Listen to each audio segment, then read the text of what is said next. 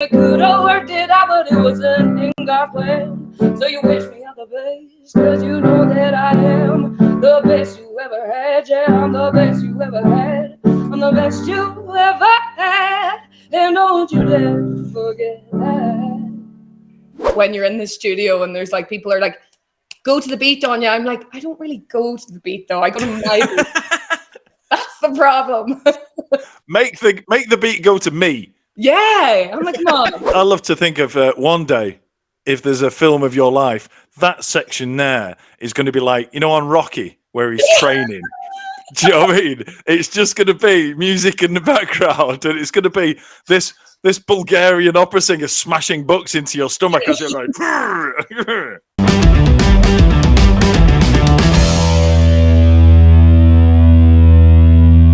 Hello, and welcome to the Lock-In Podcast. My name's Mike, and this is Baz. Say hello, Baz. Hello, Baz. If you haven't been with us before, if you haven't seen us or heard us before, welcome to our virtual pub. Tonight, we have got a very special guest. This is somebody that I've followed on TikTok for a fair amount of time. It's one of those bizarre situations where you see somebody so much on TikTok, you think you actually know them. And she was interviewed on our local radio this week about her upcoming single, which we'll talk to her about later. And when she came on the radio, I was like, oh my God, it's Anya, I know her. And then a split second later, I was like, no, you don't. You just follow her on TikTok. And my world just came crashing down, and I was still excited, but I was like, oh yeah, it's just someone, someone I follow. Anyway, so we'll just get straight on. Let's say hello to Anya or Boyle. Hello, Anya. Hello. Welcome to our virtual pub. I know, and I'm having like a paint in my body because I'm after coming from training. We need to talk about this as well. This is something we need to talk about as well. I like to, for anybody not in and around Ireland, my wadi is sounds really exotic. It's just blackcurrant squash. Yeah. It's just. Does it mean something? Is it Irish? Does it mean something? My wadi. I don't think so. I have no idea. I don't know what it is. It's not something profound in Irish, like elixir of life or something like that. No. How do you say it? My wadi. My wadi. So it's okay. MI space WADI. Yeah, I wouldn't take my pronunciation as like fact about anything. It's going to be a lot better than mine. You're the only Irish person in this room, so there you go. So from now on, it's my wadi. Before we get going, when we were trying to arrange to get you on and arrange a time, you said you couldn't do earlier because you were at football. Now, I have two questions, okay?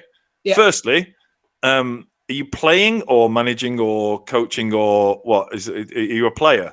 Player, yeah. Secondly, football as in ga or soccer? Ga. Ah, lovely stuff. Gaelic football. Someone's got to explain this. So GAR is Gaelic football. Yes, GAR is just it's a GAA is the Gaelic Athletics Association, is it? Yeah. I think so. Yeah, so and under that you have football, hurling, camogie, then is the female hurling. Yeah, it's not soccer. No, Gaelic football. And if you haven't seen Gaelic football, go and watch it. It's brilliant. Is Gaelic football where you can pick the ball up and run with it and then beat the shit out of one of your opponents? It's meant to be, well, it's non-contact for ladies, but it's most certainly contact for lads. Hurling is the best one to watch, though. Jesus, my father would not like this. My father used to play football, so he used to play football for Donegal, so he's like a big football man, but I'm very invested in hurling at the minute, just because I like the lads. And hurling is the one where you use a pelvic bone of an animal, right? Yeah. It's the quickest sport I've ever seen. Like, I watch these lads swinging the sticks around like on the football pitch, and I'm just like, this is carnage. Yeah. It looks like pure danger to me. Yeah, and I love it. So So before we get on to the reason we got you on, often this happens. We get somebody on and we start talking about something other than why we got them on. But I'm fascinated. But I love Gaelic football. Yeah, it's class. So I'm just playing junior ladies at the minute, and I love it. There's nothing better than running around a football pitch with a group of girls. Do you know what? I couldn't agree with you more. Running around on a football pitch with loads of ladies sounds tremendous to me. And the second question on that, you say, I didn't know about your dad, so we didn't get you on to talk about your dad. But your dad used to play for. Did you say your dad used to play for Donegal? Yeah, the 1992 team. Wow. On the All Ireland, yeah. Has he ever bought a pint in Donegal since 1992? Surely everywhere he goes, somebody's going to buy him a pint. Well, this is so funny because my sister texted me and she goes, Aine, you'll not believe it. And I was like, what? She goes, 30-year anniversary rolling around for the 92 team. And I was like, Jesus, one of the new teams really need to win. Like, they are living in the glory. But also the 30-year anniversary of that team is the 10-year anniversary of the Murphy team, 2012. Because I was at that game. 2012 was belting. There was 2 goals in the first 5 minutes. It was tremendous. Anyway, so sorry, Anya. I think we've excluded Baz and most of our audience just by getting into a conversation about Gaelic football. It's not like Donegal and football to bond over. I could literally talk for hours about Gaelic football and about Donegal, and we will speak about Donegal, the place, a little bit more because that is more inclusive than just me and you. But do you know what? We're in our virtual pub. I've had a couple of drinks and I've just started talking about football. So exactly, that's what it is. So you are from Donegal. Am I right in saying you are from Killybegs? You are, yes. There you go, Killybegs, and that's where I'm trying to broaden this out to people. Is that where Seamus Coleman's from? That's where Seamus from, yeah. Yes, there you go. There you go. So there you go. That's kind of broadened it out a little bit, but it's a massive county. For anyone listening who doesn't know about Donegal, Donegal is the size of Greater London, and it's got a population the size of Bury. A lot of people won't have heard of Bury, and that's the point. Yeah. Although all the listeners to this podcast know exactly where Bury is because I don't stop banging on about it. Anyone listening who doesn't know where Donegal is, find out where it is and go. It is stunning. It's a stunning, stunning place. So, right. Now that we've done our bit for the Irish Tourist Board, the Gaelic Athletic Association and the Irish Tourist Board, Commission, please. I think we better talk about you now. So, as I say, I was driving along when I heard you being interviewed on the radio, and the reason you were on the radio is because you have released a single. Is it still called that? I feel very old calling it a single. Yes. Yeah, no, it is. It is, isn't it? Good. It's just like, thanks. My new single. You released your single this week, TikTok Man. Yeah. Do you want to talk us through it? Oh God, yeah. Yeah, it's funny because I was like, when I was on the radio, I was like, how spicy can I be about the truth behind this song?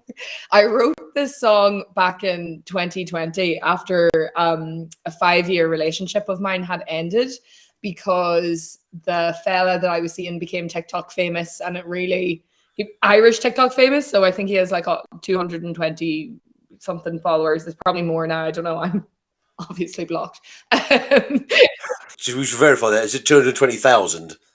Yeah, 220. Yes, not 220 followers. That doesn't make you. That doesn't even make you TikTok famous in Ireland, Baz. If you've got 220, I think it was more though, like when it was. I know there's loads of people now, like loads of Irish influencers have like 1 mil, 2 mil, or whatever. But it was just at the start of 2020 when it was like picking up traction. And I work in advertising, and like I would be presented like, oh, here's influencers for a campaign, and my ex-boyfriend's face would be on it, and I'd be like, absolutely not, vetoed. We're not doing that.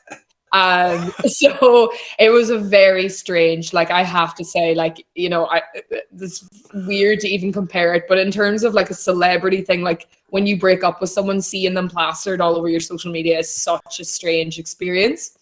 And yeah, there was sweet rumors going around. So I just was a bit spicy one evening, and I was playing around. I was drinking. I always say whiskey kind of makes me a bit like don't rile me up. And I was sitting down at the piano and I was just like, thank you for the content, Mr. TikTok man. And then it just wrote itself, I'd say, in like 10 or 15 minutes. And I moved back down to Dublin. I started playing it for my housemates. It was kind of a thing we do on a Friday night. We'd have wine and they'd get me to play the song. And I was like, girls, I have the song. I don't know what you think of it. And they loved it. Like they would be singing it around the house and like have it on all the speakers. They'd be sharing it with their friends. And I was like, okay, I think there's some merit to the song. Like people like it. And then I played it for my friend Ben, who was the producer on the track, and he was like, yes, this is gonna be the On Your Boyle single. The song is my perception of it. And while I do actually fundamentally think that I'm the best that he's ever had, I do fully stand by that statement. I also would hate to like throw him in the mix of it, because that's his life, it's nothing to do with me anymore. One assumes, though, now it's been played on the radio and it's a bona fide single, said person who's probably going to hear this song. I don't know. Like when we were going out, he wasn't really fucking supporting my music, so I can't imagine he's like listening to me now. Yeah, but there's going to be a thing where someone that knows you both and has heard it is going to say, "Hey, this might be about you." Oh, like he knows that he knew that there was a song coming out about him, and he knew, like, how could he not? And I'm pretty sure his current girlfriend follows me, or like has been following me. And like there is obviously a reference to him like shifting younger girls in the song. So I'm like, they're probably aware that the song's there. Again, just a translation for people who don't understand the Irish term shifting. That is, I'd say the British translation that is snogging. Kissing, yeah. Yeah, it's passionate kissing, shifting. Okay, that's a new one to me. There you go. Yeah. See, I'm here for you, Anya. I'm here for you. Thank you so much. You're my translator. I'm here to do the translating when necessary. When I told my mum and dad that I was releasing this song and I played it, my mother was like it's really catchy, Anya, but do you think like is this wise? And I was like, go fuck it at this stage. Like, come on. And my daddy was just like, yeah, interesting lyrics, Anya. Best he's ever had. And I was like, yeah. I'm all for self-confidence. You exactly. Go for it. There you go. There you go. That's what it is. And yeah, I don't understand people's nervousness about the song, because it's just breakup songs. It's almost a genre of music, isn't it? Yeah, it is. Yeah. And it was just kind of one of those songs that was like, I probably needed to like feel a bit more confident about myself afterwards. You're picking up the pieces and you're just like, yeah, fuck you. I'm the best you ever had. And it's one of those songs that you can like dance around your kitchen to. And there's actually a good friend of mine, Luke, he has done an original remix to it, and it is like unbelievable.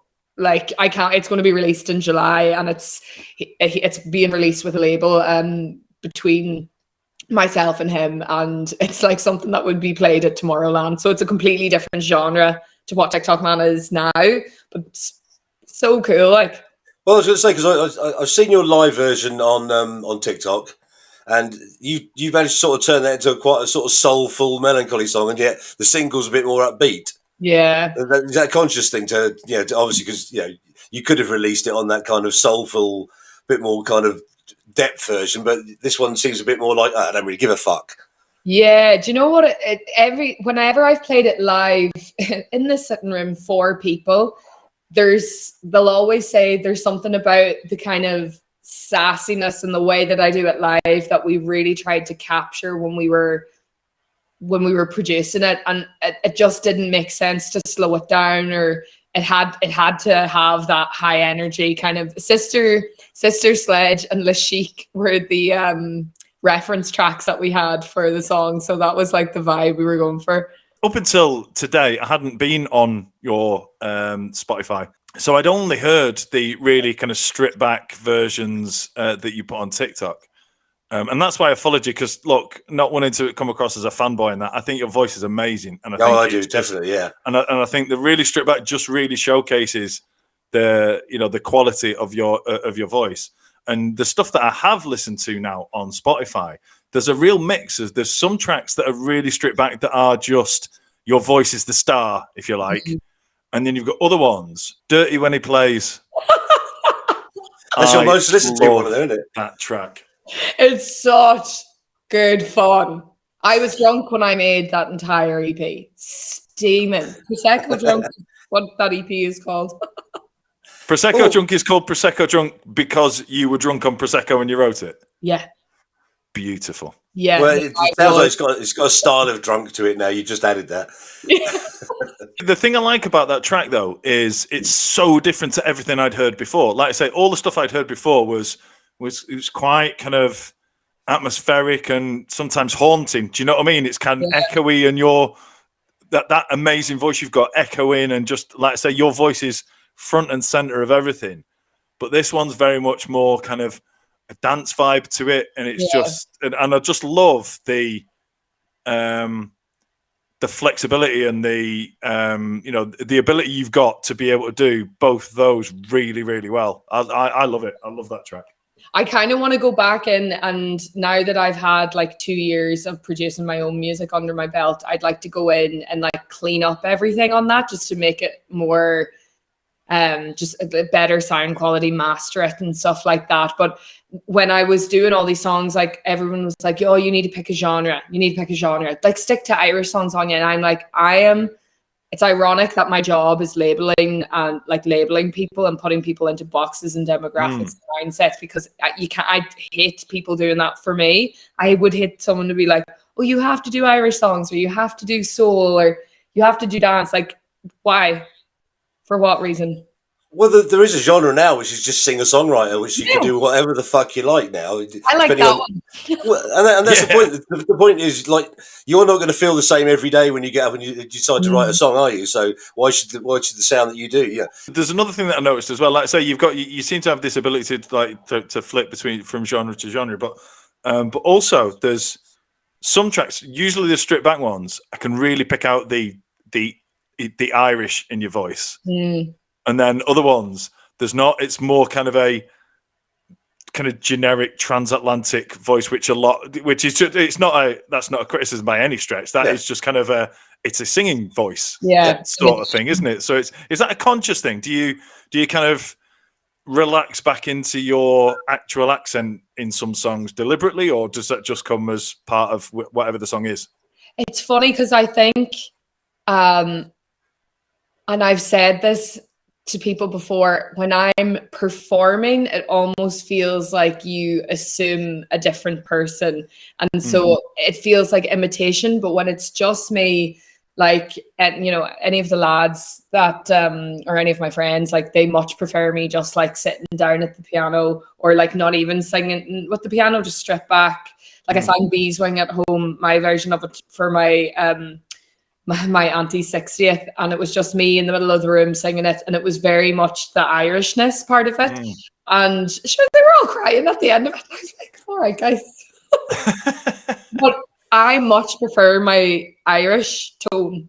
And I'd love to get back into Sean singing. I was big into it when I was younger, but because I just think it's such a beautiful characteristic of Irish singing, and it really does make us more unique against American singers or European singers, Yeah, definitely. Well, I feel like we've sort of dived straight in at the end. So, what's your path into music? How long you've been singing, and what sort of got you to be to the point where you think, well, I'm going to be a recording artist rather than just someone that sings? Oh, it's such a mixed bag how I got here. I mean, I did music. I've done music my entire life. I started singing when I was like 5 or 6 in choir and stuff like that. And I played piano, I played accordion. I did music at school, did my music for my leaving cert. I had intended to do dramatic arts or performance at college, and that's not where life went. I ended up doing business and French in UCD, so music kind of fell away from me for a while. But I was trained by a Bulgarian opera singer called Anna Stefanova. It was mad. She'd like make me, like, you'd be lying down across on a chair, and you would have to like hold books on your diaphragm and like be able to sing songs with that. It's just, I love to think of one day, if there's a film of your life, that section there is going to be like, on Rocky, where he's training. Do you know what I mean? It's just going to be music in the background, and it's going to be this Bulgarian opera singer smashing books into your stomach as you're going. My first job in advertising, when I got hired, I said I was going to spend my first paycheck on something I really, really wanted, and all I've ever wanted my entire life was a piano. And because I live in Dublin, I was like, okay, well, I can't get an actual piano, so I got a digital piano, which I call the Piano. She's beautiful. She's white. It makes me feel like Elton John. And it was an absolute nightmare to get into my apartments on Mead Street, like 40 tons. There was like 2 Polish lads carrying it up with me, and I'd say the lads across the road didn't know what was going on. And but I've always been writing like poetry and songwriting in the background. But once I got the piano and started putting everything together, it just naturally came into each other. So that was 2019 that I bought the piano. And then 2020 COVID came, and we were like, okay, back home to Donegal. That's really when I started getting back into music. So you mentioned before that the best place to hear your new single is when it's played on your piano in the room that you are sitting in now. Currently, the acoustics are fabulous. I've got an idea. What a lovely seg that was. I've got a really, really good idea on you. Yeah. Why don't you play TikTok Man, your current single, for everybody to listen to? That was such a natural segue. Well done. I'm such a pro. All right, so this is TikTok Man.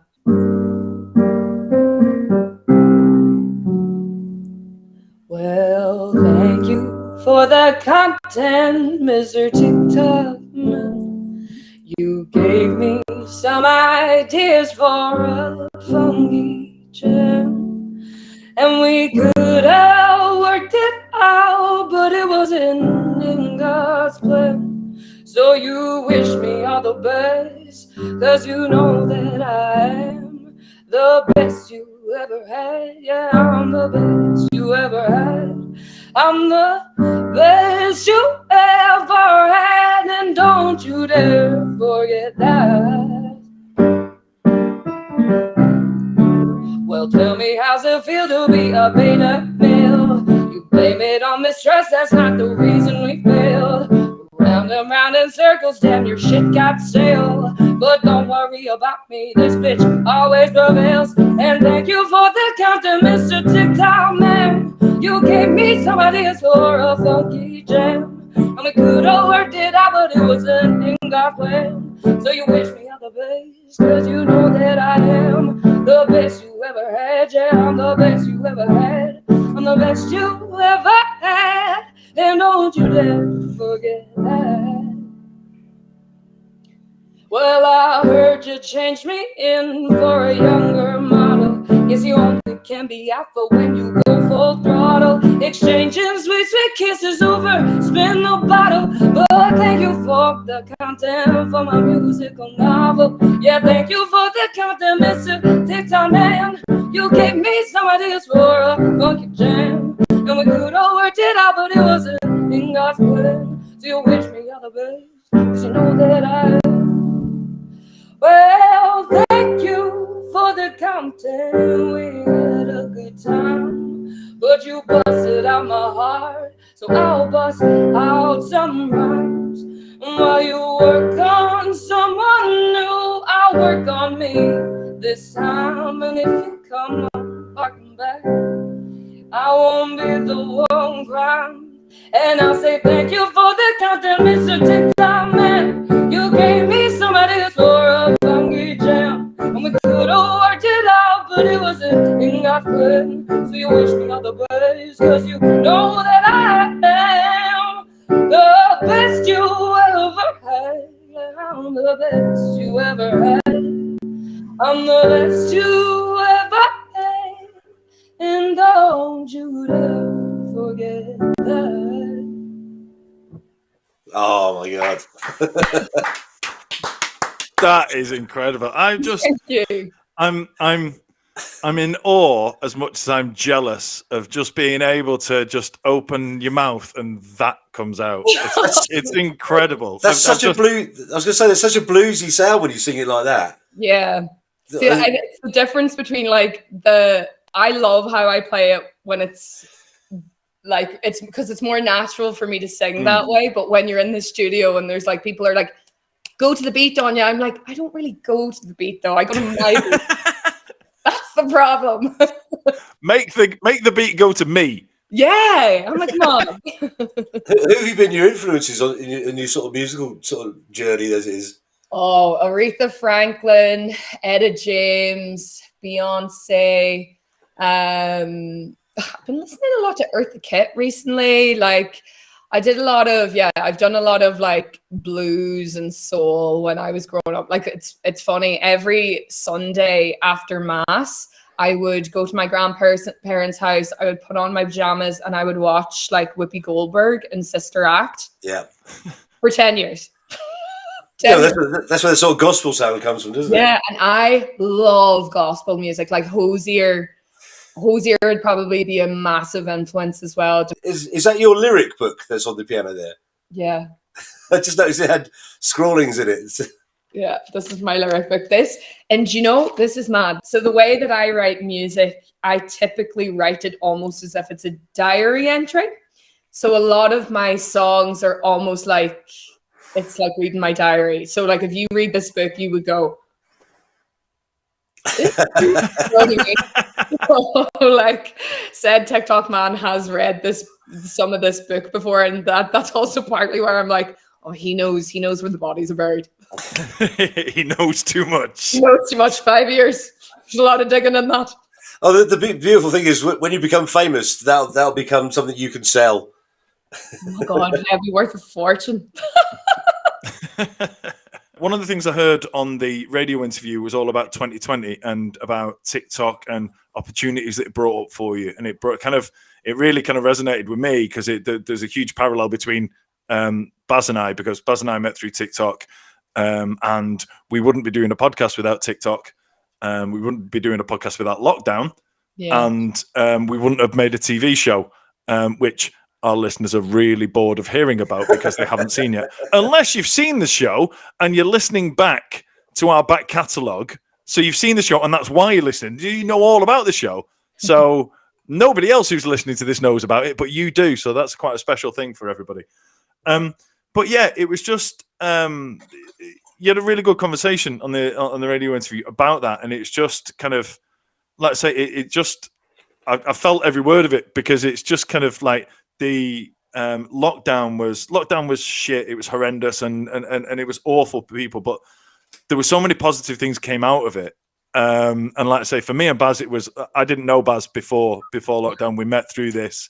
We've become really good friends. We do the podcast. We've been doing TV shows, and we're going to be we're going to be a double act on TV for decades to come. So exciting. Well, maybe me. I mean, Baz might not last that long because he's quite old and he smokes like a chimney. So we'll see.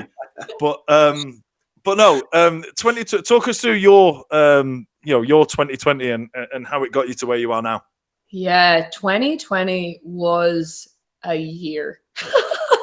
Like, so I was living in Dublin, and then obviously the news came home. Like, it was St. Patrick's weekend, and me and my sister just thought that we were heading home for the weekend, and obviously the news came, so we were like, oh shit, like we have to decide whether we want to get rid of our apartment. That I'd been living in that apartment for nearly 4 years, so we like went down in 3 hours, packed up like 3 or 4 hours, packed up 4 years of my life. And I was like, okay, does it give me joy? No, bye. And that's almost like what happened with the relationship as well. Does it give me joy? No, bye. It wasn't that one-sided. There was two of us on it. But yeah, so that process, when I first came home and everyone was really stressed, like I was having the time of my life. I was in the hills of Donegal with my piano, looking out over like Fincher Beach, which like it's on my TikTok. I think I've definitely shown like the view from our house, but it's like I think people would pay $1 million just to like have that view because it's so therapeutic. And then my mum was having a meltdown that we were all working from the sitting room. So my dad built a shed that we're calling the studio. And I moved all my like production stuff out there. I started a music production for games course, and that's how I really got into producing all my own stuff. And it just, I don't know, I just felt like really at ease by the first lockdown. The second lockdown kind of took a turn. But the first one was great. But yeah, like the TikTok was, it was weird because to add more context and probably fuel to the fire, but sure, fuck it. Because TikTok was TikTok man's platform, I wasn't allowed to use it, and that was very much dictated to me that it was not somewhere I should be posting. It shouldn't be, like, didn't really like, thought it was very attention seeking, all of this stuff. And so I was very like, okay, I'll just post like singer songwriting stuff. But like the thing is, I think to understand music, to understand a singer or a songwriter or how they write, you need to show parts of their personality. And so I just started sharing different things that I was doing. If I had like opinions, anything to do with the trains to Donegal, because God knows we need all publicity and people rallying behind us. And then when I rewrote the lyrics of Beeswing, that was really when I started to get people being interested in how I was writing and the way that I could take the perspective of Beeswing and put it into her point of view. Just to go back a bit, it was kind of looked down upon by TikTok man for you to not post your music on TikTok. No, for me to post on TikTok. Oh yeah, like, TikTok is my platform.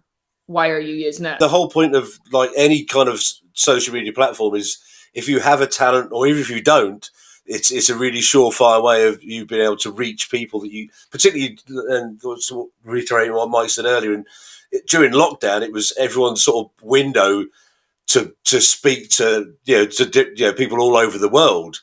Yeah. So and I would have said music's one of those perfect things. We had a conversation weeks ago that there aren't enough musicians playing music on TikTok, and it's a perfect window for you. Yeah. No, like it was a great way like to build community. And I think especially when especially when I was living at home and my twin sister had went back to Dublin, like I was really lonely. That was lockdown number 2. Didn't like that one.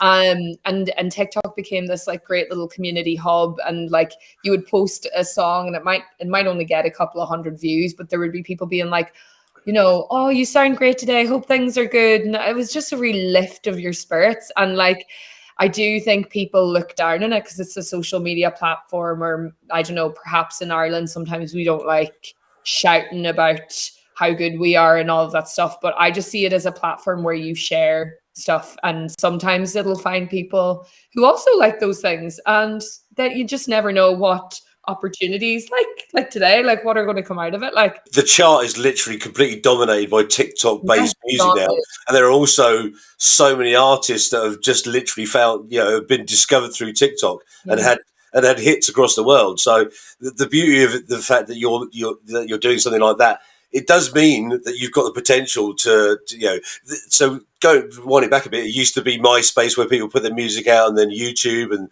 various other platforms. TikTok's become a really good platform now for putting out your creativity, and I still think music should be one of the best things that's pushed out on TikTok. Yeah, and something I think that I'm learning is that it's much more about bringing people through like the journey and the process rather than just giving them the final product. Like I think taking people through like, oh, I was listening to this song and it influenced me, and then I was out for a walk and I seen birds and I was like, oh my God, I'm writing a song about birds. And then you're telling, I did actually write a song about a bird. It was about it was bizarre. That was lockdown number 3. Yeah. By then, gin's taken hold, isn't it? So Prosecco. Yeah, Prosecco.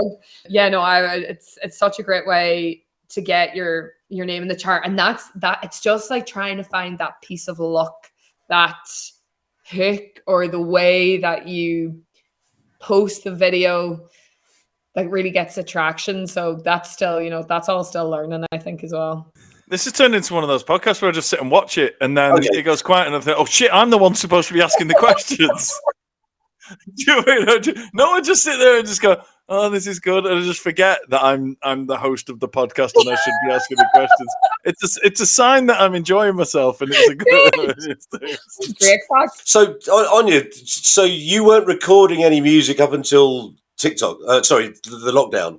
2020, yeah. So what was the tipping point for you to say, right, I'm going to actually start recording this now, and I'm going to head to Spotify to put music up on there? in 2020, I was like, I need a hobby, because like I needed a hobby that, oh yeah, so this is what it was. So my piano was down in Dublin for like 2 months while we were still living at home, and I was like, I'm going to lose my marbles if I can't play. So I ended up buying a MIDI keyboard, which is just you plug it into your laptop or whatever.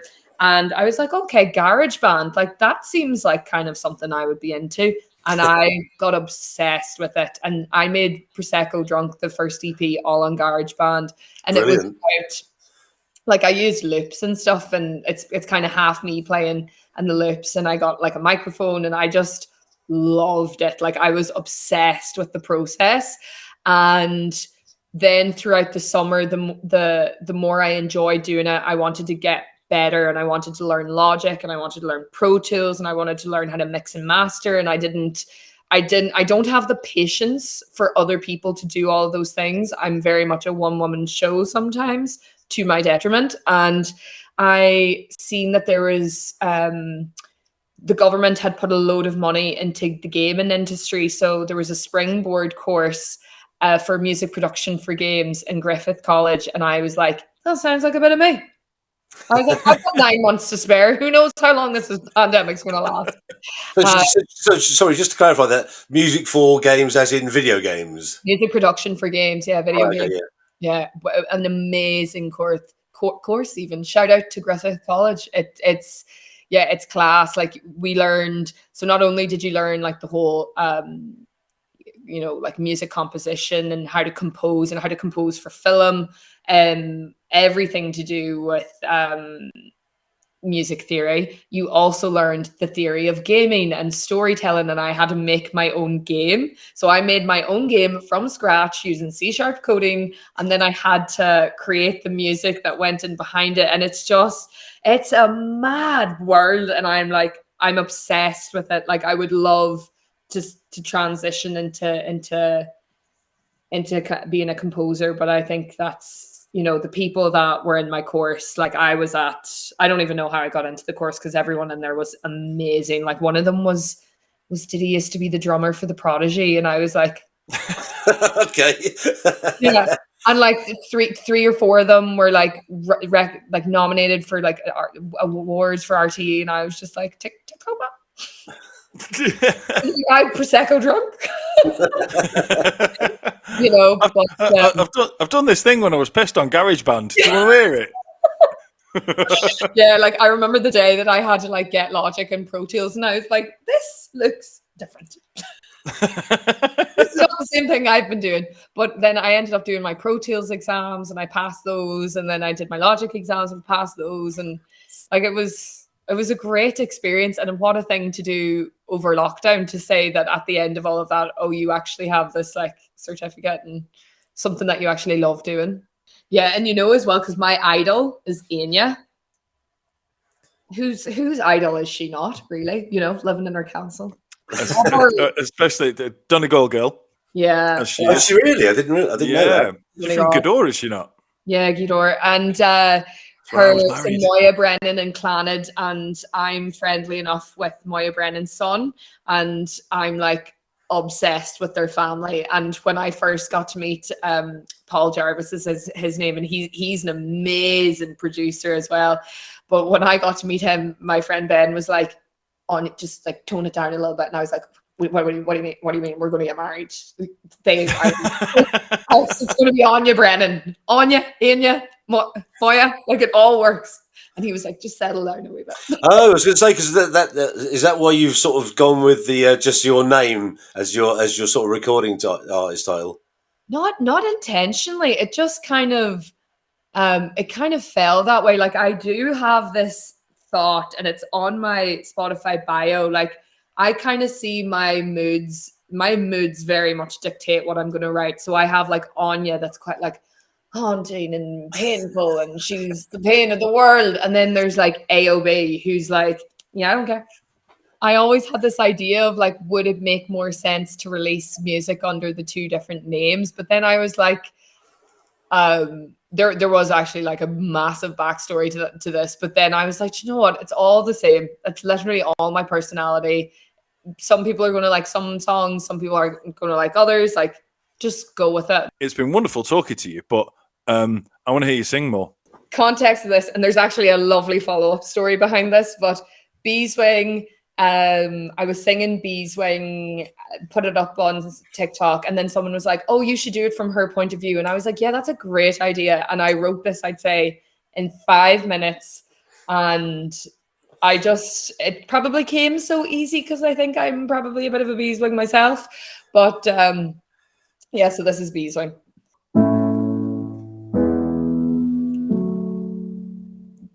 I was 18 when he came to town. He called it the summer of love.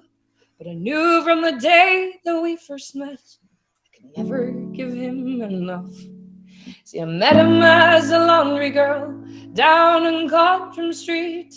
And I could tell that he was falling in love from the way he was looking at me. But years had made me restless, for life had been unkind.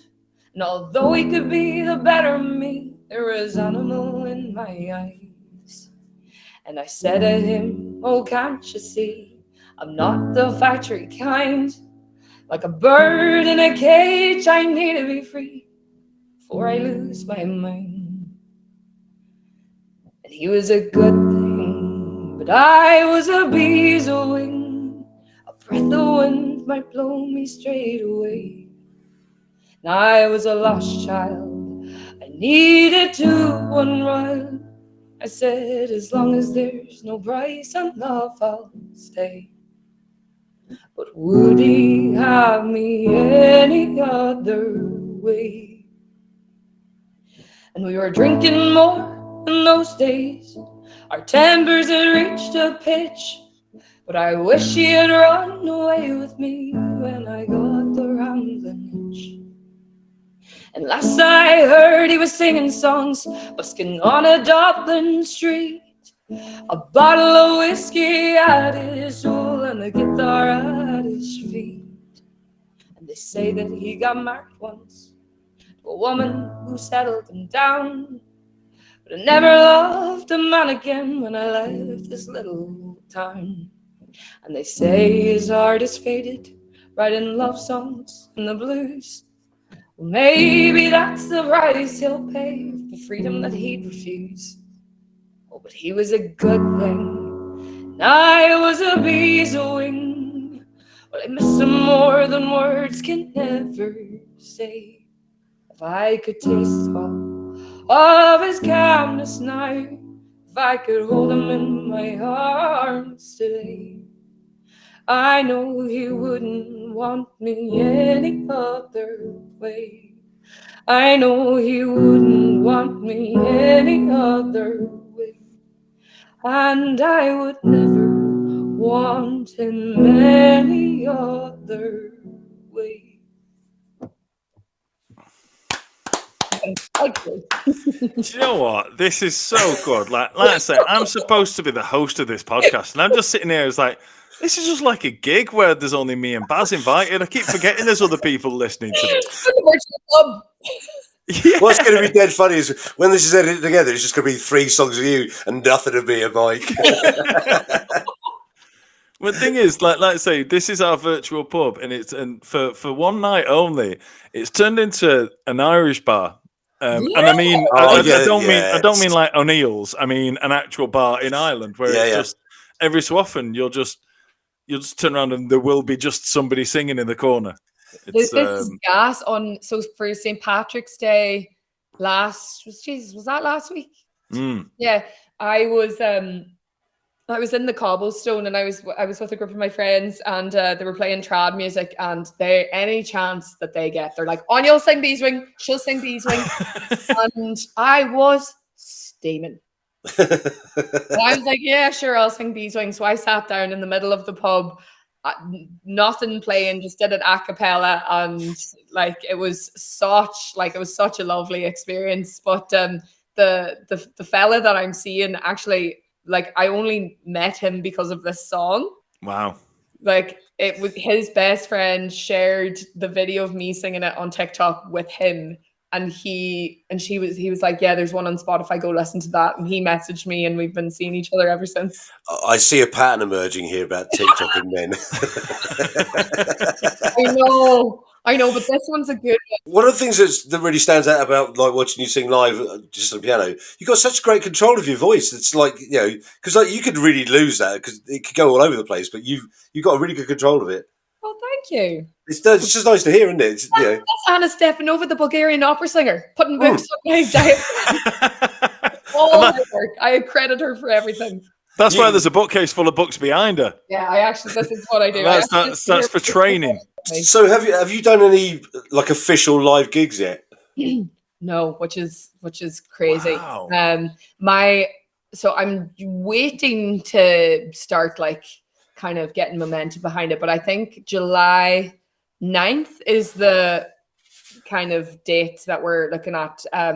We're going to do a gig in Whelan's, I believe, in Dublin, and I'll be opening for it, but it's kind of primarily for my friend Ben, but his production, he's a producer, and for his company, Blue Tide. So Blue Tide are the record label, so I'll be opening for them, but hopefully I'll get like a 20-30 minute set, and that'll be like my first live gig. I can't believe that voice hasn't regularly been playing live. I think look, full disclosure, I was a fanboy before this podcast. Now I'm just an insufferable fanboy. Oh God, I think you're incredible. I think your voice is outstanding, and I just think Thank you. I can't believe that you haven't been doing gigs for a long time. Not even massive gigs, just in a pub.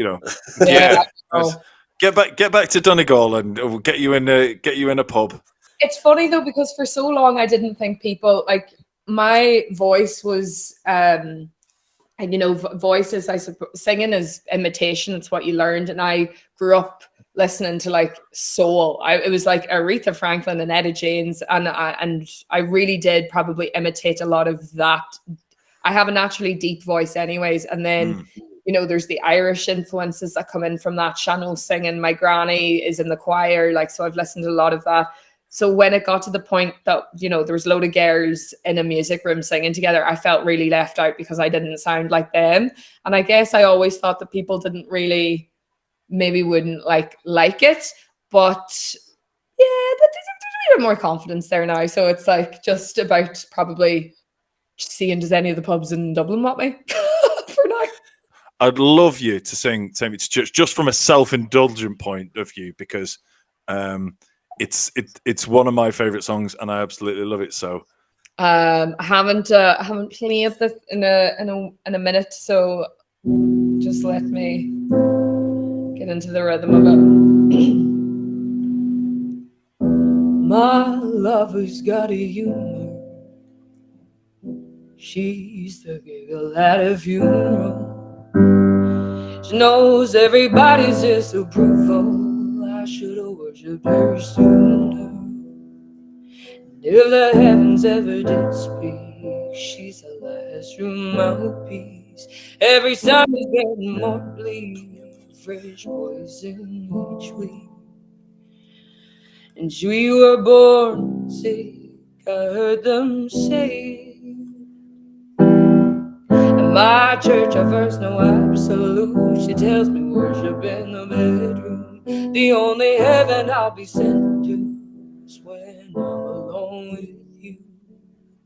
I was born sick, but I love it. Command me to be well. Amen. Amen. Amen. Take me me to church, now worship like a dog at the shrine of your lies. You tell me your sins so you can sharpen your knife. Offer me that death is death, and good God, let me give you my life. If I'm a begging of the good town, my lover's got sunlight to keep my godness at my side. She demands a sacrifice. Drain the whole sea, something shiny, something meaty for the main course. That's a fine looking high horse. What you got in the sable? We've a lot of starving faithful. That looks tasty, that looks plenty. This is hungry world. Take me to church now, worship like a dog at the shrine of your lies. I'll tell you my sins so you can sharpen your knife. Offer me that death is death. Good God, let me give you my life. Take me to church. I'll worship like a dog at the shrine of your lights. I'll tell you my sins and you can sharpen your knife. Offer me the death is death. Good God, let me give you my life. Who's your who? I was a bit rusty now, but What's really nice about you as well is that not only can you sing, but you've got a really good viewpoint on it. You've got a really good personality which goes with it. And I think part of like music isn't just about the ability to sing. It's about having the whole package. And I can't thank Mike enough for finding you and putting you on tonight, because like you just said, this is like our own little personal show. And we've got to see you and sit here and watch you sing. So it's been amazing for me. oh, thank you so much. Yeah, it's been incredible. Thank you so much for coming on. Listen, this is your first time listening to the podcast. He says, remembering he's on a podcast, not just sitting and watching on you. So I've got a job to do. If this is your first time listening to the podcast, thank you so much for listening. Listen, give us a review.